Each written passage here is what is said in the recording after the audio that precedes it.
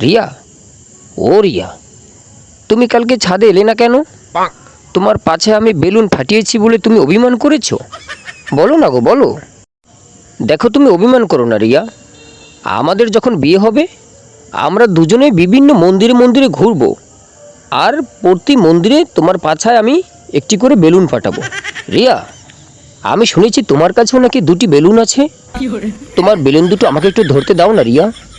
দাঁড়াও, তোমার বেলুন দুটো ধরার আমার কাছে একটা টেকনিক আছে, আমি এক্ষুনি ধরছি, দাঁড়াও, একটু দাঁড়াও। এই দেখো, আমি তোমার বেলুন দুটো কিভাবে ধরে ফেললাম। হ্যাঁ, কত সুন্দরভাবে তোমার বেলুন দুটো আমি ধরে ফেলেছি। বেয়াদব, বদমাইশ, তুই আমার বেলুনে হাত দিয়েছিস। আপনারা এভাবে বসে বসে দেখছেন, ও কখন থেকে আমার বেলুন দুটো ফাটানোর চেষ্টা করছে। আপনারা কিছু বলছেন না ওকে? হ্যাঁ হ্যাঁ, ঠিকই তো, দাঁড়া শালা, তোকে বেলুন ধরাচ্ছি।